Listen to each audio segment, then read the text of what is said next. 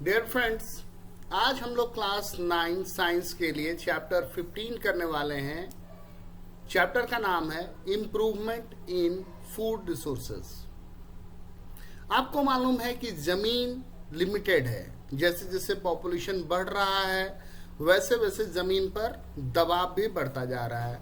We need more land for buildings, for malls, for offices, for airports, for playgrounds, as a park, but the land is not going to grow.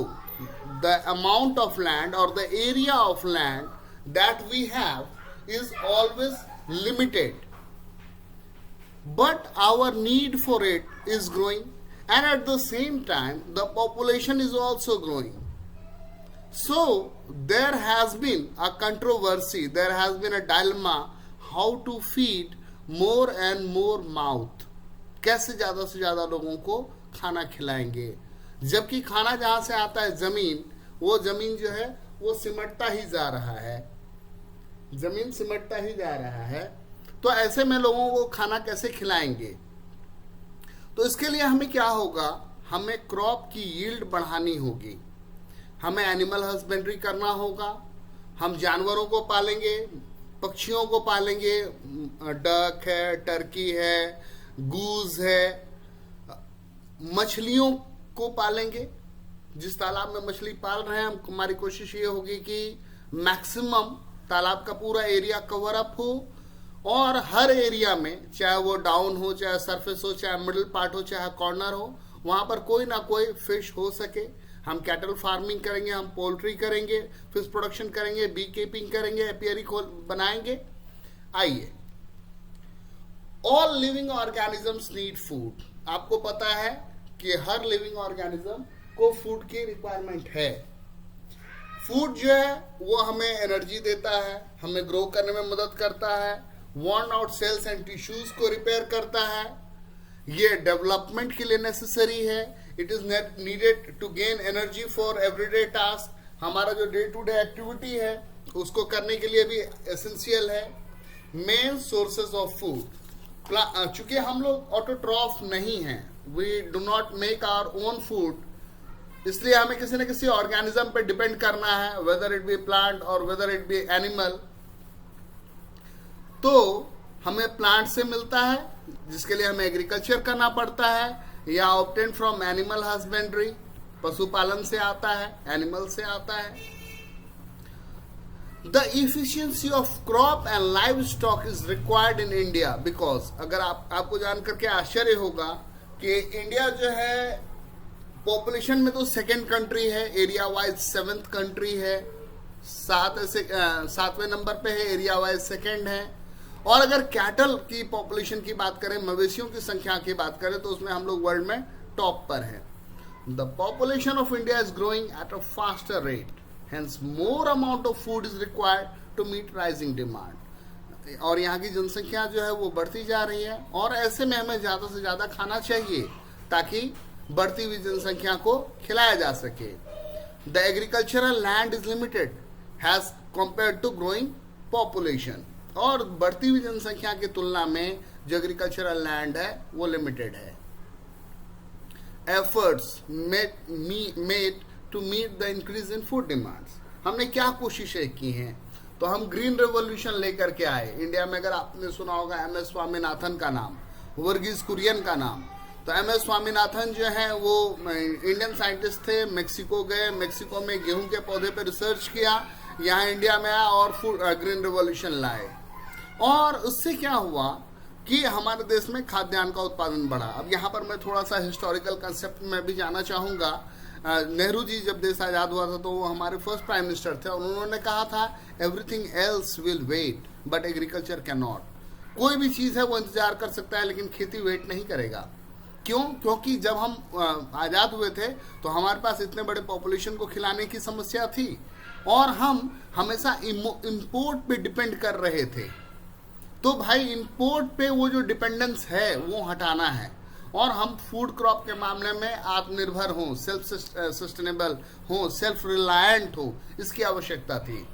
White revolution की बात करें तो white revolution में हमारी ये कोशिश होती है कि हम मिल्क का प्रोडक्शन बढ़ाएं, डेयरी का प्रोडक्शन बढ़ाएं। अलग अलग जगह पे कोऑपरेटिव सोसाइटीज हैं और वो क्या करते हैं, मिल्क और डेयरी रिलेटेड प्रोडक्ट बनाते हैं।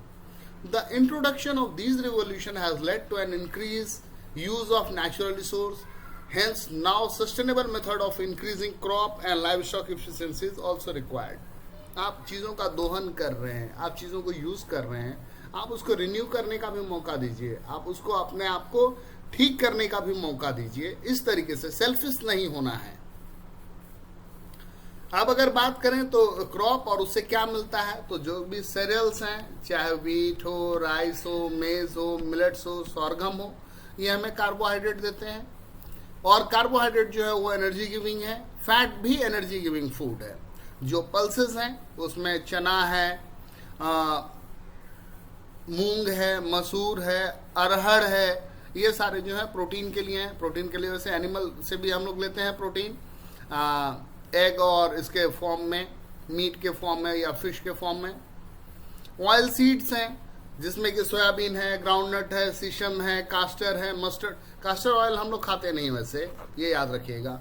मस्टर्ड है, सनफ्लावर है, ये फैट्स देते हैं। वेजिटेबल एंड स्पाइसेस, ये हमारे लिए बहुत इंपॉर्टेंट है। वेजिटेबल्स के नाम गिराने की आवश्यकता नहीं है, आप लोग तो परिचित हैं उससे। और इसमें minerals, vitamin, small amount of carbohydrate, fat and protein. और फॉडर क्रॉप है जो हम जानवरों को खिलाते हैं, उसमें बरसीम है, ओट है, सूडान है। सूडान कंट्री का नाम नहीं, सूडान एक घास है, और ये जो है लाइव स्टॉक के लिए जरूरी है और इसको हम फॉडर क्रॉप बोलते हैं। यहाँ पर आप अलग अलग क्रॉप देख पा रहे हैं, मूंग देख पा रहे हैं, सोयाबीन, मसूर और क्या नाम है, मटर देख पा रहे हैं, बड़ा वाला चना देख पा रहे हैं। Different crops grow in different seasons. आपको पता है कि इंडिया में 2 सीजन है, मेन 3 सीजन है, खरीफ है, रबी और जायद है। खरीफ है जो अभी बारिश का सीजन चल रहा है तो बारिश में बोएंगे, रबी जो है वो विंटर में बोलते हैं, और जायद जो है वो गर्मियों का क्रॉप है जिसमें गन्ना, ये क्या नाम है, तरबूज, खीरा, ककड़ी और ऐसी चीज़ें आती हैं। तो खरीफ क्रॉप में रेनी सीजन में उगाते हैं, उसमें राइस, मेज, मिलेट्स आते हैं। रबी क्रॉप जो है वो विंटर में उगाते हैं, उसमें सोयाबीन, पिजन, पी, वीट, ये सारा चीज़ है। Activities that lead to improvement in the crop yield. कैसे हम इम्प्रूव करेंगे, कैसे हम ज़्यादा से ज़्यादा लोगों को खिलाएंगे जबकि ज़मीन सिमट रहा है। तो ऐसी वैरायटीज हमें चूज करनी होंगी जिसका आउटपुट ज़्यादा है, जिसका मैच्योरिटी टाइम कम है, जिसके दाने ज़्यादा पुष्ट हों, ज़्यादा मजबूत हों। तो क्रॉप वैरायटी का हमको इम्प्रूवमेंट करना पड़ेगा, क्रॉप प्रोडक्शन को इम्प्रूव करना पड़ेगा, क्रॉप प्रोडक्शन का मैनेजमेंट हमको सही करना पड़ेगा। तो क्रॉप वैरायटी को इम्प्रूव कैसे आप करोगे? In this approach crop are selected on the basis of their characteristics. हम फसल चुनते हैं उनके गुणों के आधार पर। For instant, how well they can respond to fertilizers, can they produce high yield, and how they resist disease and so on. जो प्रेवलेंट बीमारियां हैं उससे कैसे लड़ेगा, फर्टिलाइजर्स को कैसे एब्जॉर्ब करेगा, आउटपुट क्या देगा, ये सारा चीज हमको देखना पड़ता है। सिंपल बात है, डिजायरेबल कैरेक्टरिस्टिक्स की बात है। तो डिजायरेबल कैरेक्टरिस्टिक्स क्या हुआ कि क्रॉप का पौधा ज़्यादा लंबा ना हो, उसका मैच्योरिटी जो है वो छोटा ड्यूरेशन का हो, और उसके दाने जो है वो ज़्यादा मजबूत और ज़्यादा बड़े बड़े हों, तभी तो ज़्यादा आउटपुट आएगा। Different methods of crop variety improvements. तो सबसे पहला हाइब्रिडाइजेशन। हाइब्रिडाइजेशन जो है इंटरवेराइटल हो सकता है, इंटर स्पेसिफिक हो सकता है, इंटर जेनरिक हो सकती है। हाइब्रिडाइजेशन का क्या मतलब हुआ कि 2 या 2 से ज़्यादा टाइप के क्रॉप्स को लीजिए, उसको मिक्स कीजिए, उसके डिजायरेबल प्रॉपर्टी को मिलाइए। इंटरवेराइटल में क्या है कि 2 अलग अलग वैरायटी के प्लांट है। इंटर स्पेसिफिक में क्या है कि between 2 species belonging to same genus. और इंटर जेनरिक क्या है, between species of different genus. Introduction to gene. A gene that can provide the desirable characteristics to a crop are introduced in the process. As a result, we obtain genetically modified crop, जिसको हम GM बोलते हैं, GM crop. Genetically modified है variety, उसमें कुछ खास गुण दिए गए हैं। जैसे केला ही नॉर्मल छीलते हैं तो वाइट रहता है, लेकिन उसमें जेनेटिकली मॉडिफाइड वाला होगा तो वो रेड वाला होगा, उसमें खास थोड़ा सा एडेड कैल्शियम है, एंड सो ऑन। बैगन ही देखते हैं तो बैगन गोल वाला, उसका वजन ज्यादा होगा, 1 किलो में दो या 3 बैगन आएंगे ज्यादा से ज्यादा, है ना। भरता वगैरह हम लोग बनाते हैं, वो जेनेटिकली मॉडिफाइड है। किसानों ने बहुत हो हल्ला भी किया था भाई इसको लेकर के कि इसके आने से जो है बहुत प्रॉब्लम होगी, इन्वायरमेंटल थ्रेट होगा, उसके जो लोकल वेराइटीज हैं वो खत्म हो जाएंगी। लेकिन इन सारी चीजों के बाद गवर्नमेंट के पास मजबूरी है या जो फार्मर्स हैं वो लाचार हैं, तो उन्होंने इस चीज को अडॉप्ट किया। Factors on which crop yield generally depend, बोलता है कि वो सारे कारक कौन से हैं जिसपे क्रॉप का यील्ड डिपेंड करता है। तो सबसे पहली बात है seeds used by the farmer, किसान कौन सा बीज यूज कर रहा है। The seeds that are similar variety are preferable, जो सेम वैरायटी के हैं वो प्रेफरेबल है। क्लाइमेट और वेदर कंडीशन, क्या चीज कहाँ पे उगेगा। आप चाहोगे कि दिल्ली में मैं केसर उगाऊंगा, नहीं उगेगा। आप चाहोगे राजस्थान में मैं तरबूज क्या नाम है नारियल उगाऊंगा, तो नहीं उगेगा। तो आपको देखना होगा कि सॉइल का कंडीशन क्या है, पानी कितना है, टेम्परेचर कितना रहता है, बहुत सारे फैक्टर्स हैं जिसपे किसी चीज का यील्ड डिपेंड करता है। Crops that can sustain diverse climatic conditions are preferable, तो हमारी ये कोशिश होती है कि हम ऐसे क्रॉप्स को चुने जो अलग अलग विभिन्न प्रकार की परिस्थितियों को सह सकते हैं, झेल सकते हैं। The duality of the soil, crops that can survive in a highly saline soil are preferable. अगर आप डेजर्ट एरिया में या समुद्र के कोस्टल रीजन में हैं तो आपको ऐसे क्रॉप्स की जरूरत होगी या ऐसे प्लांट वैरायटीज की जरूरत होगी जो सैलिनिटी को, मिट्टी में नमक की मात्रा को सह सके, और पानी की मात्रा जो है वो तो इंपॉर्टेंट है ही।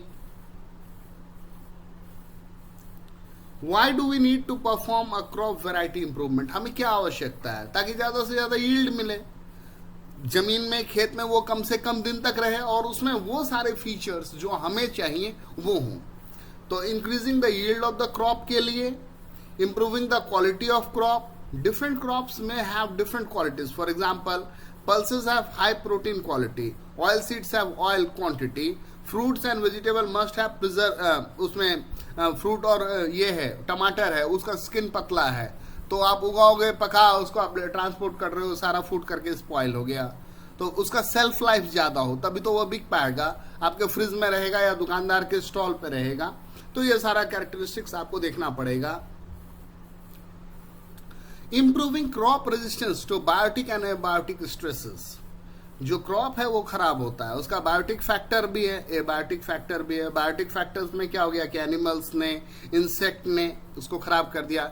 एबायोटिक फैक्टर क्या है कि पानी की वजह से खराब हो गया, या धूप की वजह से खराब हो गया, टेम्परेचर की वजह से खराब हो गया, कोहरा लगा रहा बहुत दिनों तक, ठंड की वजह से खराब हो गया। तो आपको वो रेजिस्टिविटी डेवलप करवानी होगी।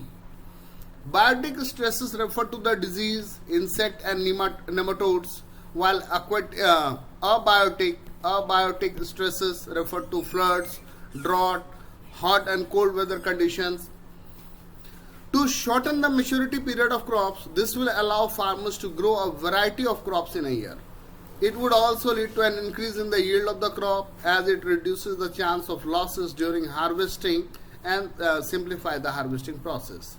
आपने उसमें डिजायरेबल प्रॉपर्टी डाल दिया तो हार्वेस्टिंग भी आसान हो गई, हार्वेस्टिंग का पीरियड भी सिंप्लीफाई हो गया, सारा चीज आसान हो गया आपके लिए। Achieving the required agronomic practices, आपको मेंटेन करना है पौधे का हाइट, वजन, वो कितना पानी झेल सकता है, रेजिस्टेंस और high yield. In this way they would consume right nutrients and would produce a higher yield.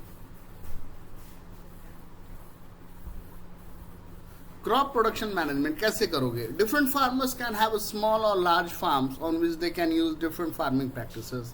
अलग अलग किसान हैं, किसी का छोटा खेत है, किसी का बड़ा खेत है, कोई मार्जिनलाइज्ड फार्मर है, कोई जो है अच्छा खासा किसान है। The choice of farming practices would depend upon the availability of financial resource, money, hence production practices can be divided into different levels. अलग अलग लोगों के अलग अलग कंस्ट्रेंट्स हैं और अलग अलग कंस्ट्रेंट होने की वजह से अलग अलग तौर तरीके हैं। Production practice can be divided into different levels. कोई खर्चा नहीं है, मीडियम खर्चा है और बहुत ज्यादा खर्चा है। अब हम बात करते हैं पौधे की, वो भी लिविंग है, तो उनके लिए भी कुछ न्यूट्रेंट्स की जरूरत है। तो कुछ ऐसे न्यूट्रेंट हैं जो ज़्यादा अमाउंट में चाहिए, कुछ ऐसे न्यूट्रेंट हैं जो कम चाहिए। तो NPK ये ज़्यादा चाहिए, नाइट्रोजन, फास्फोरस और पोटेशियम ये ज़्यादा चाहिए। और बाकी यहाँ जितना लिखा हुआ है 16 एसेंशियल न्यूट्रेंट है, कार्बन, हाइड्रोजन, ऑक्सीजन, ये calcium, magnesium, sulphur, boron, chlorine, copper, iron, magnesium, molybdenum और जिंक, ये स्मॉल अमाउंट में चाहिए। स्मॉल अमाउंट में चाहिए, लेकिन अगर नहीं मिलेगा तो पौधे पे उसका नेगेटिव असर पड़ेगा। The nutrients that are required in large quantities are called macronutrient। जो ज्यादा मात्रा में चाहिए वो मैक्रोन्यूट्रेंट कहलाएगा, जो कम अमाउंट में चाहिए वो माइक्रोन्यूट्रेंट कहलाएगा। तो एयर से मिलता है कार्बन और ऑक्सीजन, वाटर से मिलता है हाइड्रोजन और ऑक्सीजन, सॉइल से मिलता है macronutrient nitrogen, phosphorus, potassium, calcium, magnesium, sulphur etcetera. What happens if plant lack in this nutrient? अगर इन न्यूट्रेंट की कमी हो जाए तो क्या होगा? The yield may be affected। उत्पादन अच्छा नहीं होगा। As plant won't be able to reproduce। क्यों? क्योंकि प्लांट जो है वो रिप्रोड्यूस नहीं कर पाया, वो सही तरीके से ग्रो नहीं कर पाया, तो ये सारा एस्पेक्ट जो है वो रह गया। How can we increase the yield by providing all nutrients to the plants? हम कैसे ये यील्ड बढ़ा सकते हैं? तो मैन्योर डाल करके, मैन्योर जो है किसान घर में बनाता है। मैन्योर और फर्टिलाइजर में डिफरेंस जो है वो आप क्लास 8 से पढ़ते आ रहे हैं। Function and features of manure. Manure क्या करता है? Contains organic matter, soil profile change करता है, वाटर रिटेनिंग कैपेसिटी बढ़ाता है। अगर क्लेई सॉइल है उसमें वाटर ज़्यादा रिटेन होता है तो ड्रेनेज करता है, और थोड़ी थोड़ी मात्रा में ही लेकिन बहुत सारे न्यूट्रिएंट पौधों को सप्लाई करता है। It also contain nutrients in small quantity which are when supplied to the soil on adding manure। The soil structure also enhance, जो मैंने कहा कि soil profile change करता है, is due to manure। It tends to hold more amount of water or is capable of draining the water। clay soil अगर है तो, और अगर sandy soil है तो वहाँ पर retention चाहिए। Function और feature of manure। The organic matter avoids water logging and drainage in clay soil। Manure is purely organic, hence using more manure is completely healthy for the plant as well as the environment। Manure जो है organic है, इसलिए उसमें ये नहीं है कि हमने ज़्यादा डाल दिया तो क्या होगा, ज़्यादा डाल देने से भी नुकसान नहीं होगा। और मैन्योर यूज़ करना जो है एक तरीका है चीज़ों को रिसाइकल करने का। आपके घर में फल, सब्जी, अंडे का छिलका ये सब है, ये सारा जो है सड़ गल करके आपको मैन्योर दे रहा है, तो अलग से कोई खर्चा नहीं है। खेत में एक गड्ढा खोद लीजिए, उसमें दबा दीजिए इसको, 2 महीने के बाद 3 महीने के बाद निकाल लीजिए, नया पिट बना लीजिए और इस तरीके से आपके पास प्लेंटी ऑफ मैन्योर रहेगा। कंपोस्टिंग क्या है? The process of recycling from waste material by decomposition is called composting. The product form on the decomposition is called compost. The compost has a high variety of nutrient and organic matter. The material used in the preparation of compost in animal excreta, जानवरों का waste material है, sewage waste, vegetable waste and weeds, ये सारे से compost बनेगा। ये देखिए compost बना रहा है। घर में फूड का वेस्टेज है, सब्जियों का पील्स हैं, मटन है, एक पोल्ट्री है, लेफ्ट ओवर है, किचन का है, वो सबको पलट दिया, उसको ढक करके रख दिया, काफ़ी दिनों तक कंपोस्ट बन जाएगा। यहाँ पर आपको कंपोस्ट और वर्मी कंपोस्ट में अंतर बता रहा। तो वर्मी कंपोस्ट कहने का क्या मतलब हुआ? वर्मी कल्चर मतलब केंचुए इन्वॉल्व हो रहे हैं। A manure prepared from waste material such as cow dung, sewage, vegetable waste and domestic waste. A manure that is prepared by using earthworms takes around 3 to 6 months, और इसमें 1 to 2 month information. Vermi compost केंचुए के साथ क्या खासियत है मालूम है? बहुत बड़ा खासियत है कि अगर 1 किलो वेस्ट है और उसमें अगर आपने 1 किलो केंचुआ डाला, वो 1 दिन में उसको खा करके कंपोस्ट में बदल देगा। कंपोस्टिंग में क्या होता है कि माइक्रोब्स डिके करते हैं मैटर को, मैन्योर फॉर्म होता है। अर्थवॉर्म जो है वो रिड्यूस कर देता है मैटर को और कंपोस्ट इज फॉर्म, उसको खा लेता है, और जो उसका लेफ्ट ओवर है that is green manure. Green manure क्या है? Sometimes specific plants are grown and then ploughing again in the soil. जैसे मूंग की खेती हुई तो जो दाना वाला पार्ट हो निकाल लिया, पौधा जो है उसको खेत में जोत देगा। मूंग की खेती, मूंग जो है जायद फसल है, अब उसको जोत दिया और मिट्टी के अंदर दब गया, बारिश का पानी आया, वो सड़ गया और वो ग्रीन मैन्योर हो गया। और जो कोई भी दलहन फसल है उसके जड़ों में राइजोबियम नाम का बैक्टीरिया होता है। ये आपने नाइट्रोजन फिक्सेशन में पढ़ा होगा, क्लास 8 में, अभी आप 9th में भी पढ़ोगे। जब साइंस का वो टॉपिक बताएंगे तो हम बताएंगे नाइट्रोजन साइकिल पूरे डिटेल में। एनीवे, तो वो जो है वो एज ए ग्रीन मेन्योर काम करता है। और जो पत्ते उत्ते गिरते हैं वो भी, तो मतलब जैसे मान लो अरहर की दाल है तो उसका पौधा होता है, तो पौधा जो है उसके जो पत्ते गिरे, कहता है कि जमीन को कभी खुला मत छोड़ो। मतलब अगर आपको उसको फैलोइंग करना है, मतलब उसको थोड़ा सा रेस्ट देना है ताकि उसका न्यूट्रिएंट्स जो है रिकवर करे, वो मिट्टी अपने आप को रिजुमिनेट कर ले, तो भी उसको खुला मत छोड़ो, कोई फसल डाल करके छोड़ो। और दलहन वाला फसल डाल दो, उसके जड़ों में ये नाइट्रोजन फिक्सेटिंग बैक्टीरिया है, वो नाइट्रोजन को फिक्स करेगा, उसके पत्ते गिरेंगे, सड़ेंगे, तो क्या होगा कि वहां पर जो मैन्योर की डिफिशिएंसी है, जो न्यूट्रिएंट की डिफिशिएंसी है, वो फुलफिल होगी। अब ये दिखा रहा है कि कौन सा फसल आप यूज कर सकते हो। कस्टर बीन है, कोपी है, और ये एक्यूलेटा है, और ये रोस्ट्राटा है, और जुनेसिया है। Using fertilizers. Fertilizers are artificial materials. They are produced on a commercial basis or natural substance that ensure nutrients to the soil. Fertilizer दो तरह के हैं, ऑर्गेनिक है और आर्टिफिशियल। ऑर्गेनिक जो फैक्ट्री में बनेगा, आर्टिफिशियल जो है वो ऑर्गेनिक जो है वो किसान बनाएगा, आर्टिफिशियल जो फैक्ट्री में बनेगा।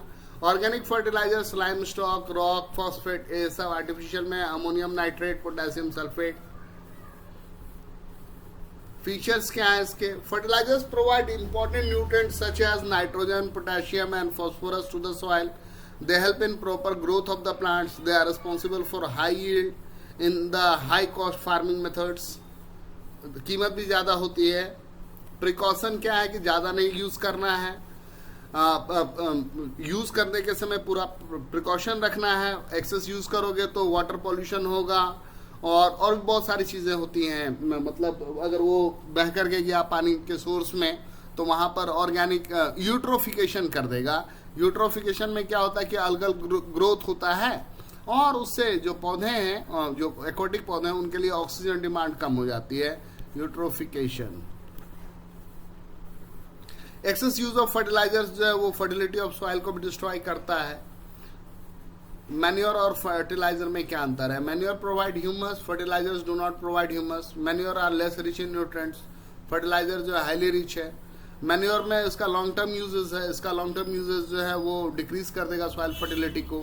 मैन्योर में अगर पानी गलती से चला गया तो भी खराब नहीं होगा, फर्टिलाइजर में पानी चला गया तो खराब हो जाएगा. फर्टिलाइजर महंगा है, मैन्योर सस्ता है. और स्मेल की अगर बात करें तो दोनों में स्मेल है, लेकिन मैन्योर में ज़्यादा स्मेल है. What is organic farming? A farming practice which involves no use of artificial chemicals, fertilizers and pesticides. जो ऑर्गेनिक प्रोडक्ट हैं वो काफ़ी महंगे भी हैं, वो भी मैं बता दे रहा हूँ. And completely relies upon organic matter is known as organic farming. Organic farming uses healthy cropping system such as crop rotation, inter cropping and mix cropping. Crop rotation हुआ कि फसल बदल बदल के उगाओ, इंटर क्रॉपिंग हुआ कि एक साथ दो तरह का चीज करो, और मिक्स क्रॉपिंग में क्या हुआ कि बहुत तरह के फसल एक साथ उगा रहे हैं. Organic matter is used in organic farming. Organic matter used in organic farming, उसमें क्या होता है? मैन्योर है, बायो एजेंट्स हैं, ब्लू ग्रीन अलगा को यूज करते हैं, बायो फर्टिलाइजर यूज करते हैं, नीम लीव्स और टर्मरिक हल्दी को यूज करते हैं as a pesticide. Organic farming में क्या क्या? वर्मी कंपोस्ट यूज कर रहे हो, मैन्योर कर रहे हो, बायो फर्टिलाइजर, एनिमल हस्बेंड्री का प्रोडक्ट, बायोलॉजिकल मैनेजमेंट कर रहे हो, क्रॉप रोटेशन कर रहे हो, ग्रीन लीफ से मैन्योर बना रहे हो. तो ये सारा चीज आप करते हैं. इरिगेशन, टाइम टाइम पे पानी देना है, प्रॉपर इंटरवल पे. बिना पानी के तो पौधे उगेंगे नहीं. It is a process of application of water in controlled amount at regular interval. Irrigation methods are adopted at various places, especially in areas of low rainfall to ensure the proper growth of crops. जहाँ कम बारिश है तो वहाँ पे sprinkler वाला system है, drip irrigation system है, वहाँ पे क्रॉप का सिलेक्शन भी अलग होता है. देख रहे हैं कि कैसे कर रहा है, ये स्प्रिंकलर सिस्टम चला रहा है. ड्रॉट्स क्यों आते हैं? आप एक्सेसिव ड्रेनेज करोगे, खींचोगे जमीन के नीचे से तो वाटर टेबल डाउन जाएगा, और बारिश अगर नहीं हुई तो सूखा आएगा. मेथड्स हैं इरिगेशन का, कनाल है, रिवर लिफ्ट सिस्टम है, टैंक है, रेन वाटर हार्वेस्टिंग है, वाटर शेड मैनेजमेंट है, तो ये सारा मेथड है। अब हम बात करेंगे क्रॉपिंग पैटर्न का। तो different cropping patterns are used by farmers in order to increase the crop yield. Mix cropping, intercropping, crop rotation. Mix farming में क्या होता है? It is a cropping pattern in which 2 और more crops are grown together in the same field. इसका screenshot ले लेना आप लोग। पूछता है the main aim of this cropping method is to ensure some even if one crop fails to grow properly, some yield। Mix cropping करोगे तो अगर उसमें से एक फेल भी हो गया तो भी कुछ ना कुछ उपज तो हो ही जाएगी। और the seeds of different crops are combined and planted together. Some fertilizers are used for all crops, for example wheat and gram, wheat and mustard, groundnut and sunflower, ये एक साथ उगा सकते हैं आप। इंटरक्रॉपिंग में क्या होता है? It is a cropping method in which 2 और more crops are grown together in the field but in a specific pattern. The seeds of this crops are not combined before plantation. Seed को मिलाते नहीं है, अलग अलग line बना करके उगाते हैं।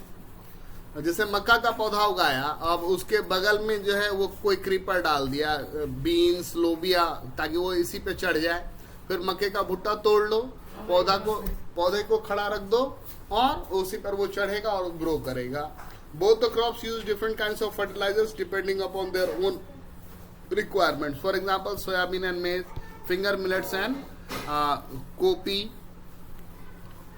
क्रॉप रोटेशन में आप क्या करते हो?